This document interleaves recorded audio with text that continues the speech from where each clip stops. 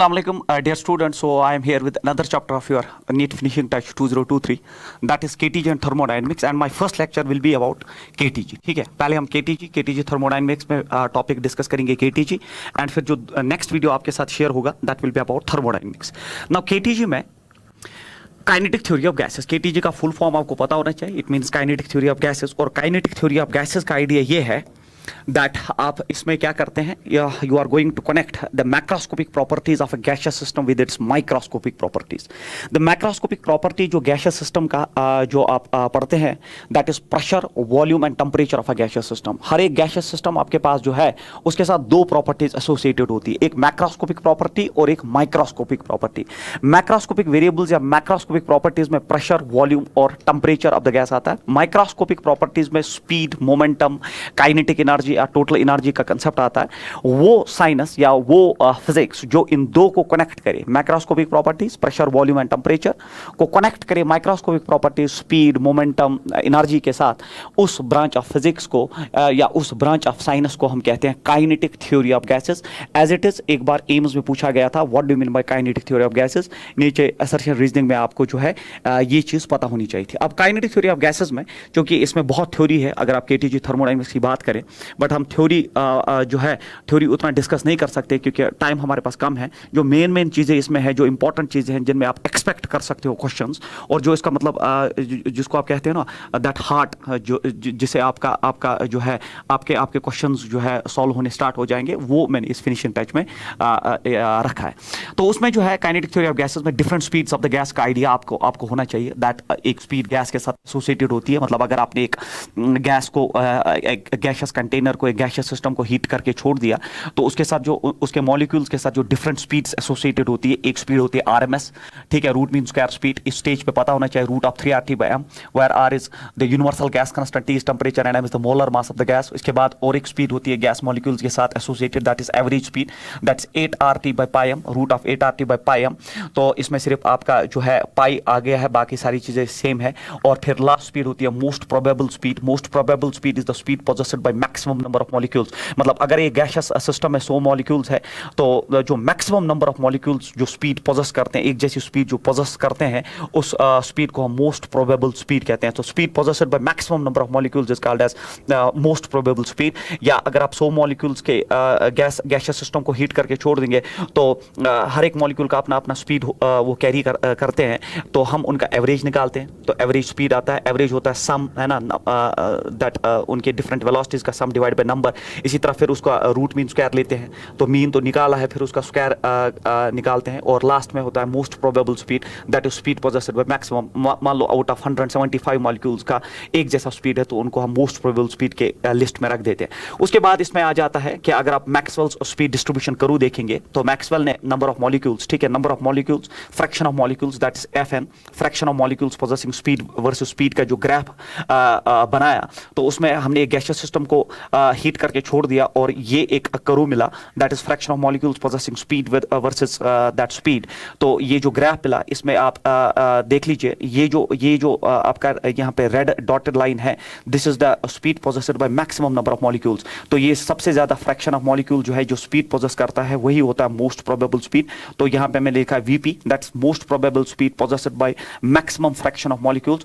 और इसमें एक ऑर्डर याद रखेंगे आप, that is RAM, random access memory हम पढ़ते हैं, तो वही आप नेमोनिक याद रखेंगे कि RMS स्पीड जो है वो एवरेज से ज्यादा होता है, और एवरेज जो है वो मोस्ट प्रोबेबल से ज्यादा होता है. इसलिए RMS स्पीड का जो लाइन है वो यहाँ मैंने खींच लिया. तो RMS स्पीड, मैक्सिमम स्पीड जो है आपका वैल्यू जो पोजेस इस स्पीड में इस लिस्ट में आ जाता है, तो VRMS यहाँ आ जाएगा, उसके बाद एवरेज यहाँ पे आ जाएगा, और फिर मोस्ट प्रोबेबल सबसे कम. तो RMS सबसे ज्यादा है, आप देख लीजिए यहाँ पे है RMS, VRMS सबसे ज्यादा यहाँ पे है, फिर आपका एवरेज है, फिर आपका मोस्ट प्रोबेबल है.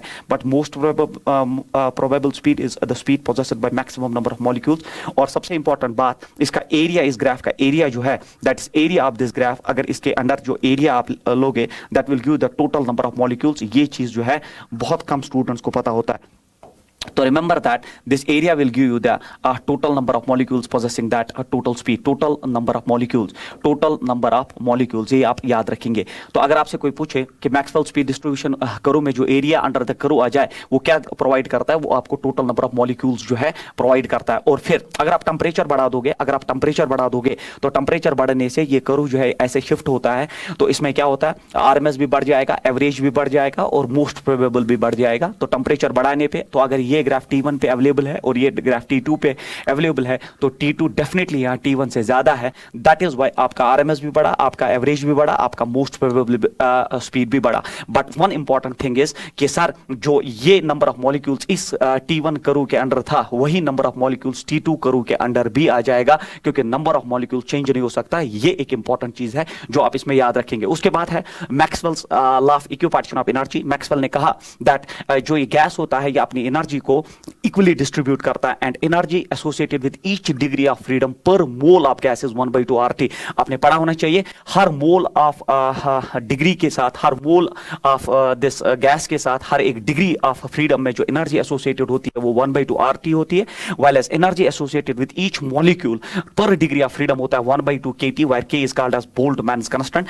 और उसके बाद अगर आप टोटल एनर्जी की बात करें तो टोटल एनर्जी अब क्या हो गया, तो एक मोल के साथ, एक मॉलिक्यूल एक मोल के साथ है 1/2 RT। अब आपके n मोल्स है तो n मल्टीप्लाई करिए और उसके साथ f डिग्रीज ऑफ फ्रीडम है। डिग्रीज ऑफ फ्रीडम का आइडिया आपको होना चाहिए। मोनोएटॉमिक गैस की 3 डिग्रीज ऑफ फ्रीडम होती है, डायटोमिक की 5 डिग्रीज ऑफ फ्रीडम होती है, और नॉन लीनियर पॉलीएटॉमिक की जो है वो 6 डिग्रीज ऑफ फ्रीडम कैरी करता है। तो ये आइडिया तो कम से कम इस स्टेज पे आपको होना चाहिए। तो ये हो गया आपका total energy possessed by the gas. इसको हम टोटल काइनेटिक एनर्जी या टोटल एनर्जी भी कहते हैं, क्योंकि काइनेटिक थ्योरी में जो total energy of the gas होता है वो in the form of only kinetic energy होता है, उसमें पोटेंशियल का कोई शेयर नहीं होता।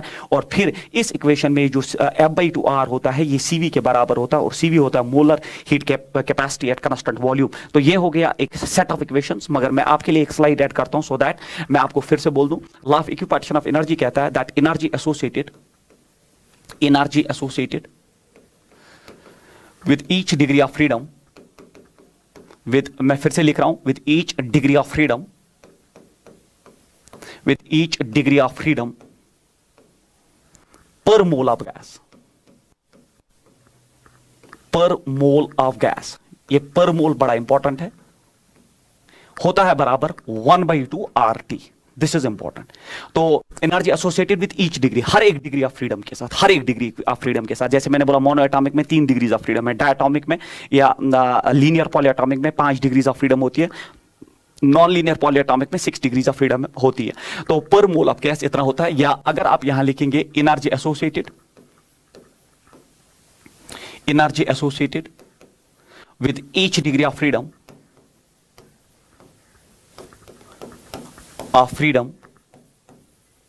पर मॉलिक्यूल ऑफ गैस, तो यहां डिफरेंस क्रिएट हुआ। दिस इज पर मॉलिक्यूल, ठीक है, पर मॉलिक्यूल ऑफ गैस। ये होता है बराबर 1/2 KT, where K is called as Boltzmann's constant। तो यहां पर मोल और पर मॉलिक्यूल में आपका जो है सारा खेल छुपा है। दिस इज पर molecule and this is nothing, this is पर मोल। This is important. और अगर आपसे आप कोई टोटल एनर्जी की बात करें तो टोटल एनर्जी जो गैस का होता है, total internal energy of the gas, total internal energy of the gas. तो अब गैस में आपके पास सर 1 मोल नहीं है, आपके पास n मोल्स है, और सर 1 डिग्री नहीं है, आपके पास f डिग्रीज है। तो हम लिखते हैं दैट नंबर ऑफ मोल्स, अब आपके पास n मोल है और उसमें f डिग्रीज ऑफ फ्रीडम है, और फिर 1 मोल के लिए 1/2 RT होता है। तो ये हो गया total energy of the gas. तो ये जो है 1/2 RT, ये 1 मोल 1 डिग्री के लिए है, और अगर अब आपके पास n मोल्स है तो n मल्टीप्लाई करिए, और अगर आप साथ में f डिग्रीज है तो f भी आप इसमें मल्टीप्लाई कर सकते हैं। तो ये एक इंपॉर्टेंट सेक्शन था जो मैंने यहां इस स्लाइड से जो उठा के फिर से आपको एक्सप्लेन किया। तो वही मैंने लिखा, Maxwell's law of equipartition of energy, kinetic energy associated with each degree of freedom per mole of gas is 1/2 RT, and with each degree of freedom per molecule of gas is 1/2 KT, और K is Boltzmann's constant, और आपको K पता होना चाहिए। Total energy हो गया बराबर, तो 1 मोल 1 डिग्री का 1/2 RT, n मोल है तो n मल्टीप्लाई करिए, f डिग्रीज है तो f मल्टीप्लाई करिए, और इसमें ये जो F/2R होता है ये CV के बराबर होता है, और CV को molar heat capacity at constant volume कहते हैं। और और याद रखना आप, जो ये K होता है, जो ये K होता है इसमें, जो ये K होता है इसमें, ये R/N होता है, universal gas constant divided by Avogadro's number. So this is called as Boltzmann's constant. इसको हम बोल्टमैन्स कांस्टेंट कहते हैं, we call this as Boltzmann's constant.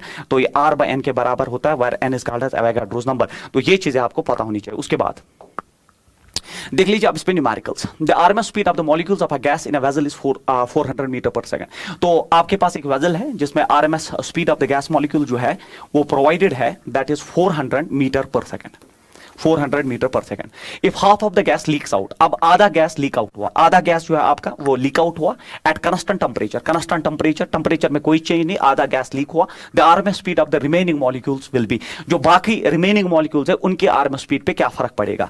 तो बच्चों मुझे बोलो आप, as per the solution that RMS speed का जो फॉर्मूला आपने देखा that is root of 3RT/m, जो मैंने पहले ही आपको पढ़ा दिया और आपको इक्वेशन भी याद है। तो अगर आधा गैस लीक हुआ, अगर आधा गैस लीक हुआ तो इस इक्वेशन में कहां चेंज आया, 3 कांस्टेंट है, UR कांस्टेंट है, खुद बोल रहा है वो टेंपरेचर कांस्टेंट है, टेंपरेचर भी कांस्टेंट है। तो मोलर मास जो है, मोलर मास जो है या मॉलिक्यूलर मास है वो कहां चेंज हुआ, इसमें जो है नंबर ऑफ मोल्स हम कह सकते हैं चेंज हुआ। दैट नंबर ऑफ मोल्स होता है बराबर given mass by molecular mass. तो आधा अगर आधा गैस लीक आउट हुआ तो गिवन मास चेंज हुआ, उसे नंबर ऑफ मोल्स चेंज हुआ। बट इस फार्मूला में नंबर ऑफ मोल्स का कोई कंसेप्ट नहीं है, या मोलर मास या मॉलिक्यूलर मास है जो कांस्टेंट रहा, T भी कांस्टेंट है as per the theory, R भी कांस्टेंट है, 3 भी कांस्टेंट है। सो अगर यहां आधा गैस लीक आउट भी हुआ तब भी आरएमएस स्पीड पे कोई फर्क नहीं पड़ेगा। The answer should be 400 metre per second. तो ये है आपके फॉर्मूला से हमने कैसे जो है इसमें ये चीजें जो है क्लियर कर दी कि यहां number of moles definitely change हुआ, बट नंबर ऑफ मोल्स का आरएमएस स्पीड के साथ कोई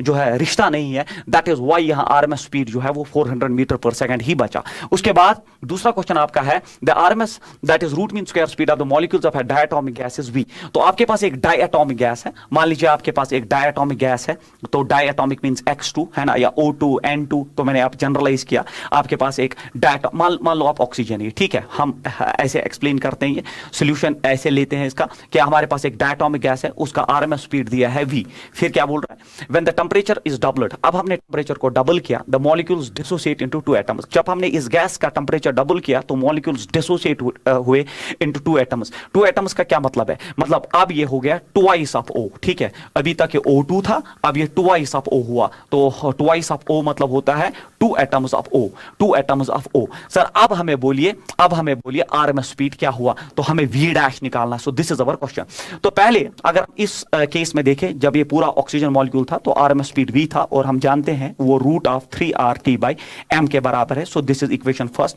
डायटोमिक गैस, टेंपरेचर T पे, मोलर मास m है, तो ये हुआ। बट जब आपने टेंपरेचर दुगना कर दिया तो आपका नया आरएमएस स्पीड हुआ v डैश, और ये हुआ बराबर 3R। अब टेंपरेचर आपने ट्वाइस कर दिया, डबल कर दिया, तो it is 2T divided by. But अब जब ये डिसोसिएट हुआ इनटू 2 एटम्स तो मोलर मास आपका आधा हो जाएगा। मोलर मास जो है मॉलिक्यूलर मास आधा हो जाएगा, क्योंकि पूरे ऑक्सीजन का मॉलिक्यूलर मास 32 होता है। अब एक एटम है, एक एटम का मॉलिक्यूलर मास जो है वो m/2 हो जाएगा, तो 2 2 4 हो जाएगा। It is v dash is equal, it is root of 3RT divided by m multiplied by 4, क्योंकि 2 2 4, 4 रूट से बाहर आएगा, तो v डैश हो गया बराबर 2, क्योंकि root of 4 is 2 and root of 3RT/m जो है वो v के बराबर है। तो आपका v डैश जो है वो ट्वाइस ऑफ v हुआ। सो आपका रूट मीन स्क्वायर जो है वो दुगना हुआ। सो option number 3 should be the right answer of this question. तो इस क्वेश्चन में आपने टेंपरेचर दुगना किया, टेंपरेचर दुगना करने से आपका डिसोसिएट हुआ आपका मॉलिक्यूल एटम्स में। तो अगर मॉलिक्यूल का मोलर मास m है तो एक एटम का उसका आधा हो जाएगा, क्योंकि ये डायटोमिक गैस मॉलिक्यूल है, इसीलिए मैंने m/2 कर दिया, and that's how we can solve it. उसके बाद ये क्वालिटी क्वेश्चन माना जाता है, बड़ा इंपॉर्टेंट है, आपको हर बुक में मिलेगा, हर टेस्ट सीरीज में मिलेगा। This is considered as one of the best questions जो यहां से आप कर सकते हो। तो मैं आपको ये दिखाता हूं कि इस क्वेश्चन को कैसे सॉल्व करते हैं। 2 containers of equal volume contain the same gas at pressure P1 and P2। तो इक्वल वॉल्यूम है बिल्कुल, और ये 2 कंटेनर्स है, इसका प्रेशर P1 है, इसका प्रेशर P2 है, बट वॉल्यूम सेम है ये लैंग्वेज में। And absolute temperature T1 and T2, और टेंपरेचर यहाँ T1 है, T2 है। इनिशियली जो है ये अलग अलग है, यहाँ पे आपका वैल्यू जो वो ऑफ है। उसके बाद कहा गया है on joining the vessels the gas reaches a common pressure P and a common temperature T। फिर आपने ये जो वैल्यू है ऑन कर दिया, अब गैस जो है मिक्सिंग स्टार्ट हो जाएगी। ये नॉन रिएक्टिंग गैसेस होते हैं और ये मिक्सिंग स्टार्ट हुई, तो क्या हुआ, अब ये फाइनली प्रेशर P रीच कर गया और टेंपरेचर T। अब इसमें भी प्रेशर P, इसमें भी प्रेशर P, इसमें टेम्परेचर T, इसमें टेम्परेचर वॉल्यूम तो पहले ही सेम था। हमें पूछा गया है द रेशो P/T, जो अब ये प्रेशर और टेम्परेचर सेम आ गया, इसका रेशो आपको कैलकुलेट करना है। इस क्वेश्चन को सॉल्व करने का जो बेस्ट तरीका होता है उस तरीके को हम कहते हैं मोल कंजर्वेशन। तो mole conservation is the way to solve this question. और याद रखना मोल कंजर्वेशन तब वैलिड होता है जब सिस्टम से कोई अमाउंट ऑफ गैस लीक ना हो, और इसमें कोई लीक नहीं हुआ, मिक्सिंग ऑफ गैसेस हुआ, बट सिस्टम से कोई गैस ना अंदर आया ना बाहर गया, तो नंबर ऑफ मोल जो इनिशियली था वो फाइनली भी बराबर रहेगा। इस थ्योरी को हम मोल कंजर्वेशन कहते हैं। तो मैं मानता हूं कि इनिशियल नंबर ऑफ मोल जो है इसके और इसके इनिशियल नंबर ऑफ मोल्स, तो that is N1 plus N2 initial number of moles is equal. अब चूंकि इनका प्रेशर वॉल्यूम और टेंपरेचर सेम हुआ तो फाइनल नंबर ऑफ मोल्स के बराबर होना चाहिए, तो मैं लिखूंगा N1 dash plus N2 dash final number of moles के बराबर। सर अब ये मोल जो है नंबर ऑफ मोल्स जो आप बोल रहे हो कि initial number of moles of the gas is equal final number of moles of the gas, ये मोल्स कहां से निकालोगे? By using that ideal gas equation PV is equal nRT, जो हम जानते हैं, या हमें पता है कि नंबर ऑफ मोल्स होता है बराबर PV बाय RT। इस इक्वेशन से हम यहाँ पे नंबर ऑफ मोल्स, हम केमिस्ट्री के तरीके से नहीं जाते हैं जिसमें आपको बहुत सारी कैलकुलेशंस करनी पड़ती है नंबर ऑफ मोल कैलकुलेट करने के लिए, हम यहाँ आइडियल गैस इक्वेशन यूज करते हैं और नंबर ऑफ मोल्स जो है इसमें डेवलप करते हैं। अब मुझे बोलिए,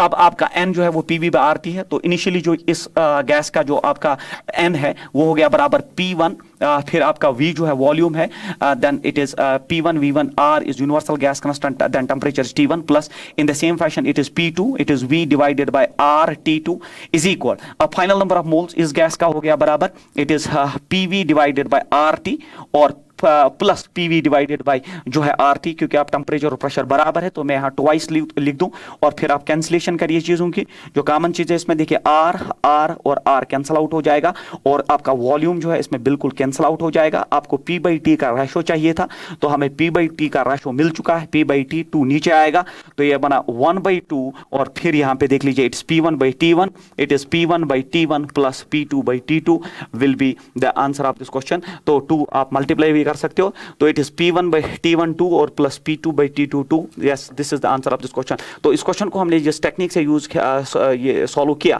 उस टेक्निक को हम मोल कंजर्वेशन कहते हैं, और मोल कंजर्वेशन तब हमेशा वैलिड होता है जब गैस ना सिस्टम से लीक हो जाए ना ऐड हो जाए। तो initial number of moles of the system जो था, initial number of moles of the system as per the formula should be equal the final number of moles. तो इसके भी फाइनल नंबर ऑफ मोल्स है PV by RT और उसका भी PV by RT, that's why मैंने यहाँ 2 से मल्टीप्लाई करके वो चीज निकाली जो हमें इस क्वेश्चन में पूछी गई। उसके बाद आपका ये जो क्वेश्चन है, a gas is filled in the cylinder shown in the figure, the two pistons are joined by string, if the gas is heated the piston will। तो ये एक ऐसा सिस्टम है जिसमें ये आपके पास गैस है, यहाँ एक पिस्टन लगा है, यहाँ दूसरा पिस्टन लगा है। हमें कहा गया कि इस गैस को हमने हीट किया, अगर हमने इस गैस को हीट करके छोड़ दिया तो हमें बोलिए a gas is filled in the cylinder shown in the figure, the two pistons are joined by string। तो एक स्ट्रिंग से ये एक धागे से बंधे हुए हैं ये दो पिस्टन्स, तो हमें बोलिए if the gas is heated the pistons will, तो पिस्टन क्या टुवर्ड्स राइट जाएगा, टुवर्ड्स लेफ्ट जाएगा, या पिस्टन्स जो है बिल्कुल अपनी जगह रहेंगे। तो इस क्वेश्चन का आंसर जो है उसका तरीका यह है कि जब आप हीट करोगे तो प्रेशर बढ़ जाएगा, और जब प्रेशर बढ़ेगा तो यहाँ पे फोर्स डेवलप होगा, इस पिस्टन पे भी फोर्स डेवलप होगा, और इस पिस्टन पे भी गैस मॉलिक्यूल जब हीटअप किए जाते हैं वो काइनेटिकली एनर्जी गेन करते हैं। और चूंकि प्रेशर जो है गैस का थ्रोट सेम ही रहा, बट अब जो कोल्यूजन्स डेवलप होंगे तो यहाँ पे एक फोर्स डेवलप होगा, यहाँ पे दूसरा फोर्स डेवलप होगा, और फोर्स हमारा होता है बराबर प्रेशर इनटू एरिया, क्योंकि हम जानते हैं दैट प्रेशर होता है बराबर फोर्स बाय एरिया। तो force definitely pressure into area है, क्योंकि प्रेशर ऑफ द गैस तो बिल्कुल सेम है, आपने हीट करके गैस को छोड़ दिया तो वो एक ही प्रेशर पे आ जाएगा,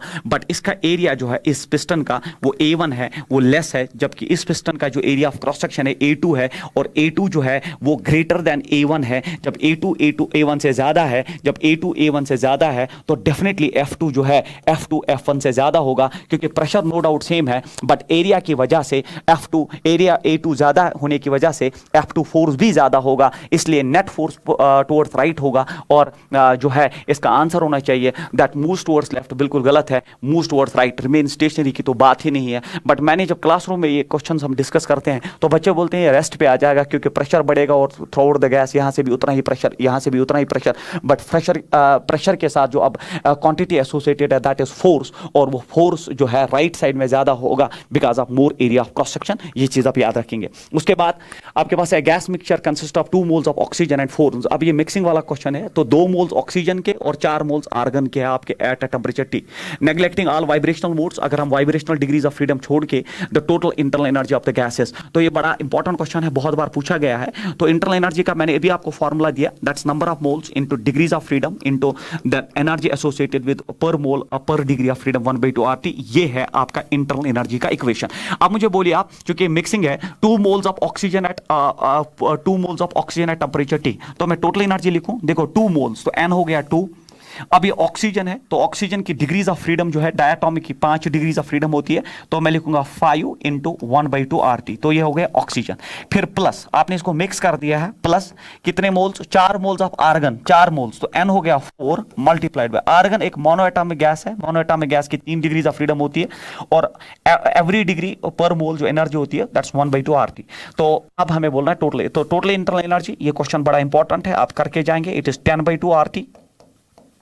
प्लस हो गया बच्चे, it is 12 divided by 2 RT, तो ये हो गया 22 RT डिवाइडेड बाय 2। तो answer of this question should be 11 RT is the right answer of this question. 11 RT should be the right answer of this question.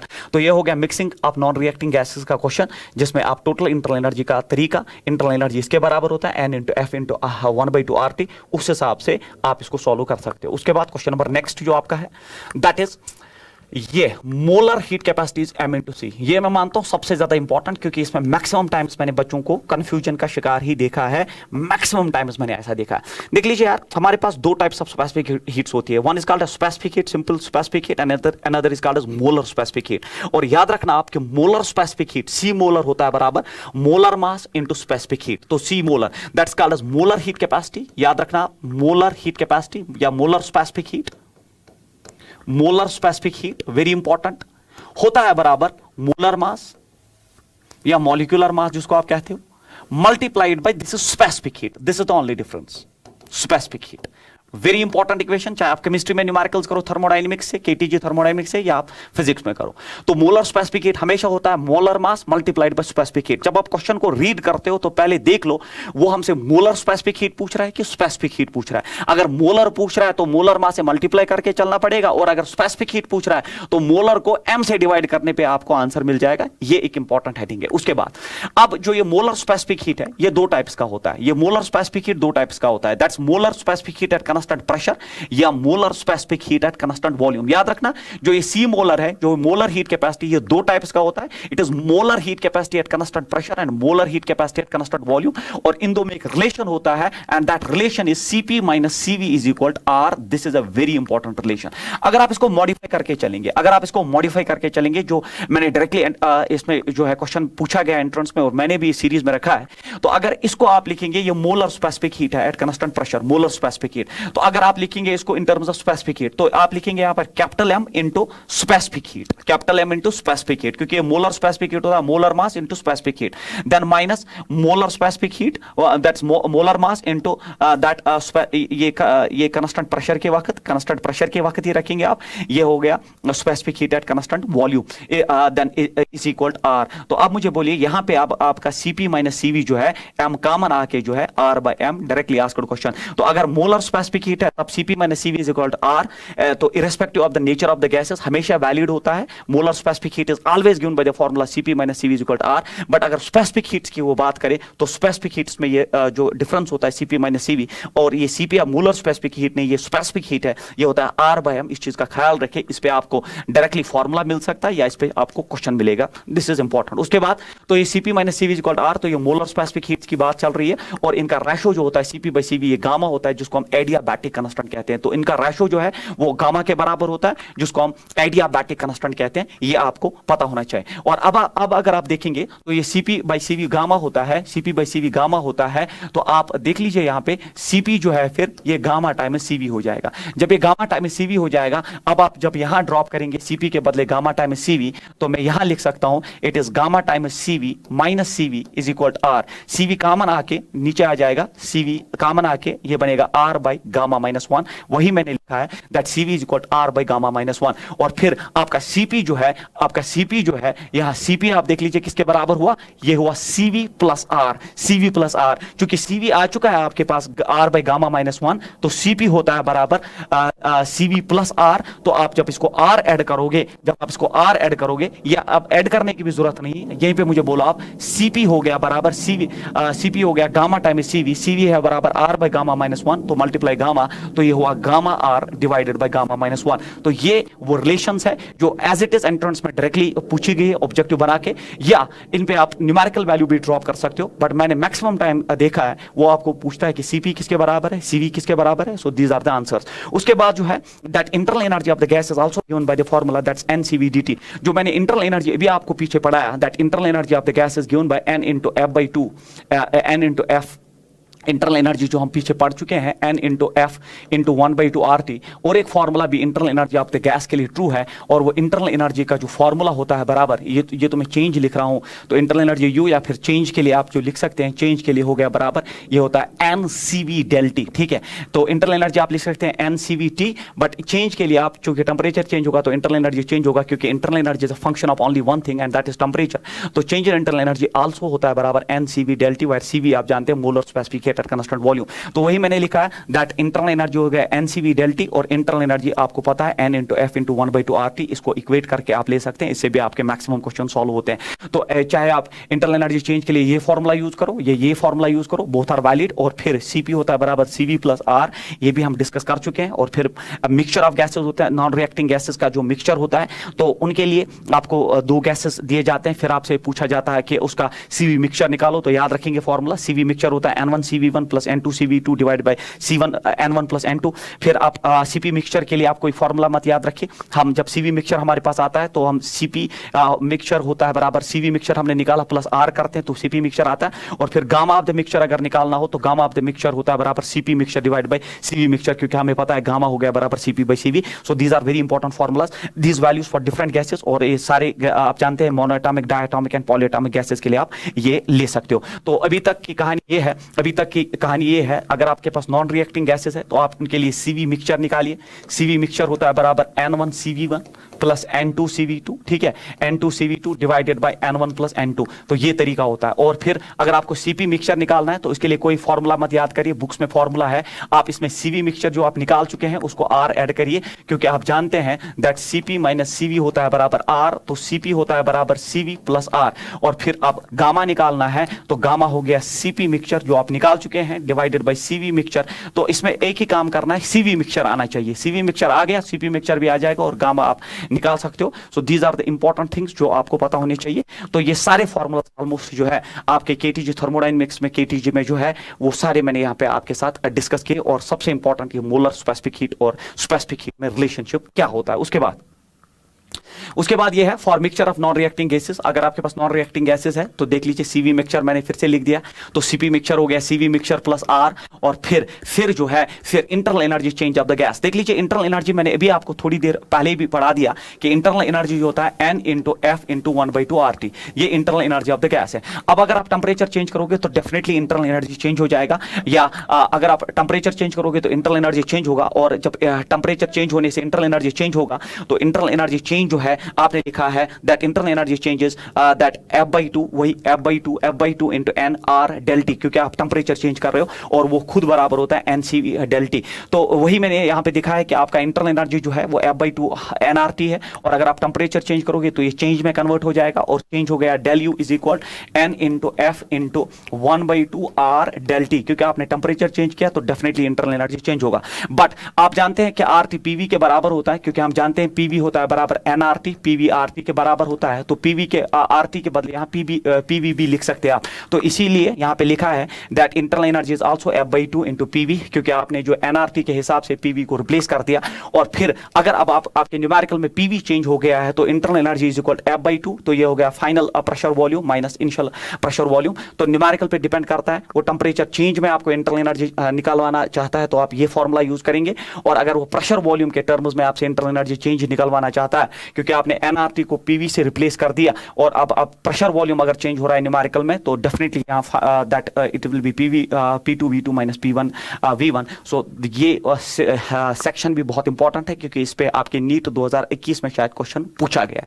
उसके बाद जो है C process, ठीक है, आपसे सी प्रोसेस पूछा जाता है। सर सी प्रोसेस क्या होता है? C process is thing that is there is a relation other than that pressure volume में अगर ऐसा कुछ रिलेशन है that PV raise for a is equal constant, है ना, क्योंकि आप जानते हैं अगर रिलेशन ये होता that PV is equal constant तो ये रिलेशन होता है आइसोथर्मल प्रोसेस के लिए। जब पीवी रेज पावर गामा होता है तो आप ये कुछ प्रोसेस डायरेक्टली जानते हैं तो ये एडियाबैटिक प्रोसेस कहलाता है। But if there is a relation other than these two कि यहाँ पे पीवी रेज पावर 1 है तो ये आइसोथर्मल प्रोसेस है, यहाँ पीवी रेज पावर गामा है तो ये एडियाबैटिक प्रोसेस है। बट अगर रिलेशन है other than those two in P and V that is PV raise power A and A is neither 1 neither gamma then this is called as a polytropic process. ऐसी process को हम polytropic process कहते हैं। तो मैंने लिखा है polytropic process होता है PV raise power A is equal constant और ऐसे प्रोसेस के लिए सी प्रोसेस हम जब निकालते हैं वो हमेशा होता है CV plus R by 1 minus a जो यहाँ पावर है तो ये होता है सी प्रोसेस निकालने का तरीका। तो जब भी आप पीवी रिलेशन कोई देखोगे और power other than 1 and gamma देखोगे, क्योंकि अगर 1 है तो आइसोथर्मल है और गामा है तो एडियाबैटिक है, तब आप डायरेक्टली सी प्रोसेस ये पॉलीट्रॉपिक प्रोसेस होता है और सी प्रोसेस उसका निकालने का तरीका है CV plus R by 1 minus a जो आपके पास पावर है वो आप इसमें ऐड कर देंगे।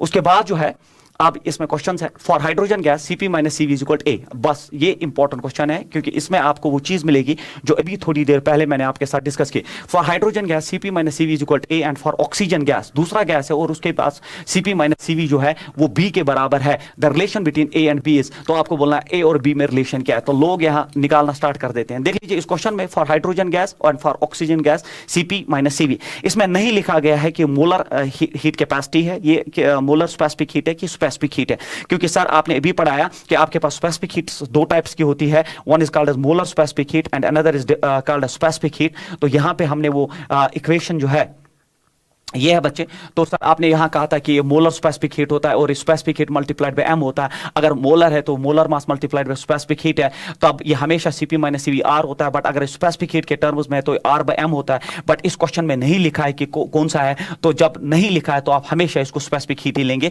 मोलर स्पेसिफिक हीट लेंगे। That is very important. और अब अगर ये मोलर स्पेसिफिक हीट है और मोलर स्पेसिफिक हीट में हमेशा ये डिफरेंस जो है सीपी माइनस सीवी, ये डिफरेंस हमेशा जो होता है ये आर के बराबर होता है irrespective of the nature of gases, irrespective of the nature of gas,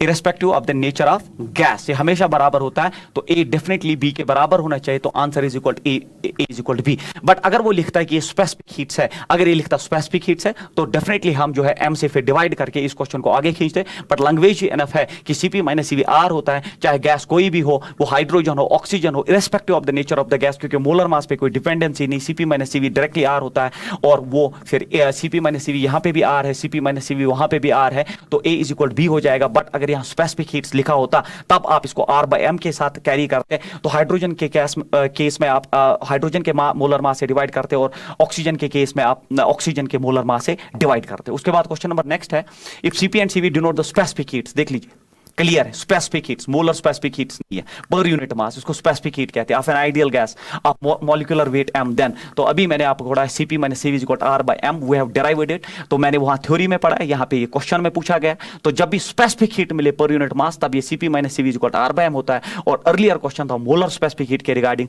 तब सीपी माइनस सीवी R के बराबर होता है। उसके बाद for a certain gas the ratio of specific heats is given equal to this. तो एक गैस के लिए आपका गामा जो है वो 1.5 दिया गया है। देन फॉर दैट गैस अगर गामा ये है तो हमें बोलना है इनमें से क्या ट्रू है। अगर गामा ये है बच्चों, तो गामा हम सब जानते हैं ये सीपी बाई सीवी होता है और ये सीपी बाई सीवी 1.5 के बराबर दिया गया है। तो सीपी डेफिनेटली यहां पे आ गया 1.5 मल्टीप्लाइड बाई सीवी। तो सीपी हमने निकाला, सीपी जो है यहां आ गया बराबर 1.5 मल्टीप्लाइड बाई सीवी। और अब आप जानते हैं दैट सीपी तो 1.5, तो यहां पे फिलहाल कोई ऑप्शन नहीं, तो सीपी जो है इनमें से कोई नहीं, तो सीपी हो नहीं सकता। तो सीपी माइनस सीवी जो है वो आर होता है। और अब सीपी जो है आपका, तो सीपी आ चुका है 1.5, तो ऐसा कोई ऑप्शन नहीं है। तो सीपी अब जो है 1.5, सीपी 1.5 सीवी है minus CV is equal to R. तो 1.5 minus this it is 0.5 CV is equal to are.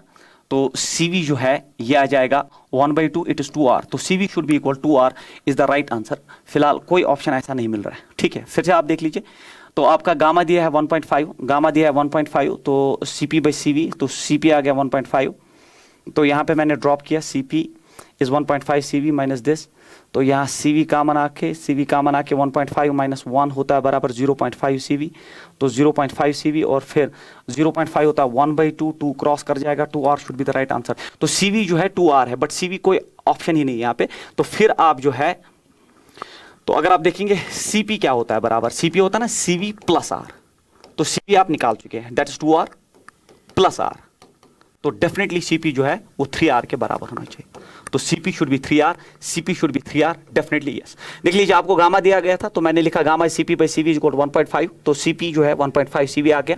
हम जानते हैं CP minus CV is equal R, तो वहां से पहले CV आया, CV आया आपके पास, बट CV कोई 2R नहीं है यहाँ पे, तो ऐसा ऑप्शन नहीं हो सकता। मैंने फिर से यूज किया, दैट CP होता है बराबर CV plus R, CV 2R है प्लस R हो गया 3R, so option number second is the right answer for this question. उसके बाद जो आपका क्वेश्चन है, the molar specific heat at constant pressure of an ideal gas is this, तो molar specific heat at constant pressure, तो आपको CP दिया गया है, CP दिया गया आपको 7/2R, ठीक है, CP दिया गया है 7/2R। The ratio of specific heats at constant pressure to that at constant volume, तो हमें गामा निकालना है, क्योंकि गामा होता है बराबर CP/CV, हमें निकालना है, दिस इज अवर क्वेश्चन।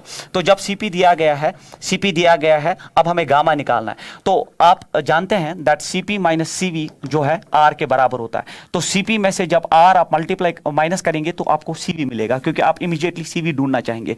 तो CP दिया गया है, it is 7/2R minus R is equal CV, तो ये हो गया बराबर 5/2R। तो आपके पास CV आ चुका है, CV आ चुका है, CP दिया गया है, तो गामा आराम से आ जाएगा। तो गामा हो गया बराबर CP/CV, CP दिया है आपको 7/2R और डिवाइडेड बाय हो गया आपका CV and that is 5/2R, तो R कैंसल आउट हो जाएगा, 2 कैंसल आउट हो जाएगा। The answer of this question is 7/5 should be the right answer of this question, 7/5 is the right answer of this question. So उसके बाद जो है और एक क्वेश्चन है आपके पास, the molar specific heats of an ideal gas at constant pressure and volume are denoted by CP and CV respectively, if R is the universal gas constant then CV is equal, तो ये अभी आपने देखा CV होता है बराबर R bye gamma minus 1, क्योंकि मैंने पीछे थ्योरी में ये क्वेश्चन आपको पढ़ाया था, तो ये क्वेश्चन भी बड़ा इंपॉर्टेंट है and we have already derived it in the theory section. CV होता है बराबर R बाय गामा माइनस 1, जबकि CP होता है बराबर gamma R divide by gamma minus 1, वैसा ऑप्शन भी नहीं है इसमें। उसके बाद है to find out the degrees of freedom the expression is, तो और एक फॉर्मूला आप याद रखेंगे इस सेक्शन में, दैट जो आपका गामा होता है ये होता है बराबर 1 + 2/f, ठीक है, 1 + 2 गामा जो आपका ये जो एडियाबैटिक कांस्टेंट होता है गामा, वो होता है 1 + 2/f, और f is degrees of freedom. आप याद रखेंगे f मतलब होता है, यहाँ पे हमने सिंबल यूज किया है डिग्रीज ऑफ फ्रीडम के लिए, f is the symbol for degrees of freedom. तो गामा होता है बराबर 1 + 2/f। अब आपको हम यहाँ पूछा गया to find out the degrees of freedom, तो ये रिलेशन एम्स एक बार क्वेश्चन में पूछा गया था कि gamma is also equal to 1 + 2/f, we can derive it, but करने की जरूरत नहीं, ऐसे याद रख, बट यहाँ हमसे पूछा गया है f किसके बराबर है। तो यहाँ पे आप देख लीजिए, अगर मैं लिखूँ 2/f इज इक्वल, ये हो जाएगा गामा माइनस 1, क्योंकि ये मैंने यहाँ रखा, गामा इधर आ गया और फिर f क्रॉस कर जाएगा, तो ये बनेगा 2/गामा minus 1 should be the right answer of this question, 2/गामा minus 1, option number first. Again an important question in the sense कि ये फॉर्मूला बड़ी इंपॉर्टेंट है। अगर आपको सिर्फ डिग्रीज ऑफ फ्रीडम पता है ना, तो आप गामा निकाल सकते हो। जैसे मोनो एटॉमिक गैस की बात करो, अगर आपके पास मोनो एटॉमिक गैस है, ठीक है, आपके पास मोनो एटॉमिक गैस है, तो आप जानते हैं ना मोनो एटॉमिक गैस का डिग्रीज ऑफ फ्रीडम 3 होता है। अगर डिग्रीज ऑफ फ्रीडम 3 है तो गामा आपको 1 सेकंड में आ जाएगा, इट इज 1 + 2/3, तो 3 1 3 + 2, it is 5/3 is gamma for monoatomic gas. That is why this formula is very important. उसके बाद आपका क्वेश्चन है, given sample of an ideal gas occupies a volume V at pressure P and absolute temperature T, the mass of each molecule of the gas is m, which of the following gives the density of the gas. तो ये density based question है, density भी आपके entrance में बड़ा important है, बहुत चला है एंट्रेंस में, और अलग बुक्स में डेंसिटी का सेक्शन है, और मैं डेंसिटी के लिए आपको एक तरीका दूं। पहले आप जानते हैं आइडियल गैस इक्वेशन आपका जो है वो PV इज इक्वल nRT होता है, ये आइडियल गैस इक्वेशन है। PV इज इक्वल n होता है given mass of the gas divide by molar mass multiplied bye R into T, ये आपको पता होना चाहिए। अब मुझे बोलिए, अगर मैं इस गिवन मास को वॉल्यूम से डिवाइड करूं तो वो आपका डेंसिटी देता है, तो मैं पी के साथ एम मल्टीप्लाई करूं, आर टी सारा नीचे आ जाएगा, तो ये बनेगा given mass by volume of the gas, but mass by volume is always density. तो याद रखिए डेंसिटी ऑफ द गैस होता है बच्चों, डेंसिटी ऑफ द गैस होता है P M by R T. तो ये एक इक्वेशन जो है डेंसिटी ऑफ द गैस के रिगार्डिंग है। Believe me, density of the gas is very important, याद रखेंगे P M by R T. But हमें डेंसिटी ही पूछा गया है, which of the following is density, but P M by R T कोई ऑप्शन है नहीं। सर इसमें आप क्या कर सकते हैं, इसमें ये करना है आप, अब जो ये मोलर मास इसको ब्रेक करना है, तो हम लिख सकते हैं दैट पी मोलर मास होता है बराबर mass of each molecule multiplied by Avogadro's number, क्योंकि मोलर मास होता है that mass possessed by one that mole of gas, one mole of gas, और एक मोल ऑफ गैस में नंबर ऑफ मॉलिक्यूल्स होता है एवोगैड्रोस नंबर। तो कितने number of molecules of the gas है, Avogadro's number of molecules multiplied by mass of each molecule, ठीक है, वो आपको मोलर मास देता है, ये आपको इस वक्त पता होना चाहिए, divided by R by T. अब आप ये एवोगैड्रोस नंबर नीचे लाइए तो डेंसिटी हो गया बराबर पी एम डिवाइडेड बाय, ये बनेगा R by N A, Avogadro's number नीचे लाया multiplied by T, but R by N A मैंने पीछे पढ़ाया, आर बाय एन ए होता है के, तो डेंसिटी हो गया बराबर P multiplied by small M divided by K T. ये 2016 नीट में क्वेश्चन पूछा गया है, तो density of the gas is P M divided by K T. Option number third most important question about density. तो डेंसिटी का original equation ये है, बट इस केस में इस शेप में ये आंसर नहीं दिया गया था, इसलिए आपने मोलर मास को डिवाइड किया इन terms of mass of each molecule multiplied by Avogadro's number.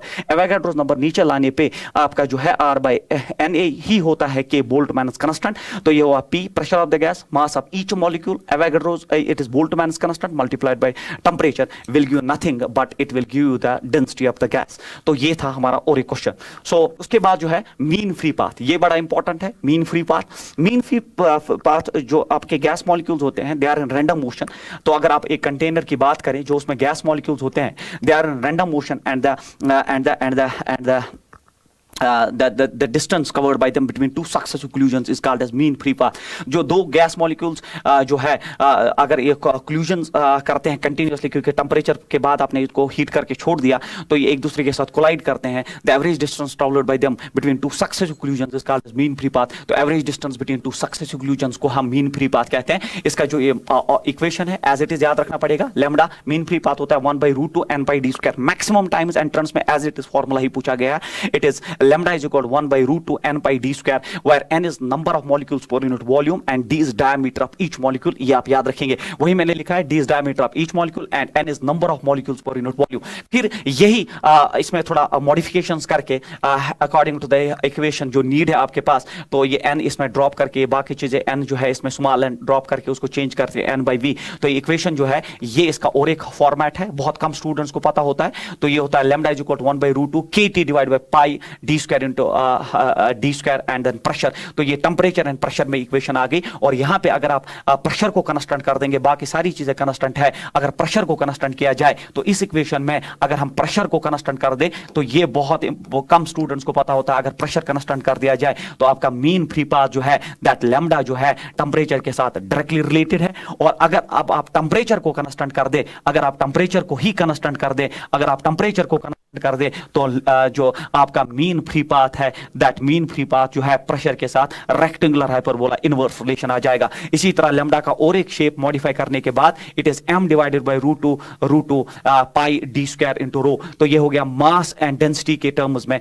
Mean free path का। मैक्सिमम बच्चों को सिर्फ ये रिलेशन याद होती है, बट याद रखना directly proportional temperature, inversely proportional pressure, directly proportional to mass and inversely proportional density. तो अगर आप इस रिलेशन के हिसाब से चलेंगे, अगर आप डेंसिटी को कांस्टेंट कर देंगे, अगर आप डेंसिटी को कांस्टेंट कर देंगे तो मीन फ्री पाथ वर्सेस मास जो है, mean free path versus mass is a straight line. और अगर अब आपने मास को ही कांस्टेंट कर दिया तो फिर mean free path versus density का जो आपका ग्राफ है वो रेक्टेंगुलर हाइपरबोला आ जाएगा। तो ये चीजें आप याद रखें, कम से कम पहला और दूसरा इक्वेशन आपको जबान याद होना चाहिए। उसके बाद जो है इस पे क्वेश्चन है the mean free path of a gas with molecular diameter d and number density n can be represented as. तो मैंने बोला एज इट इज, ये डायरेक्टली पूछा गया है, it is 1/√2 n pi d square. बिल्कुल n pi d स्क्वायर ये option नहीं है, n pi d square is the second option, is the right answer for this question. So thank you so much for this session जो about KTG था, and we will be with the last heading that is thermodynamics. Thank you so much.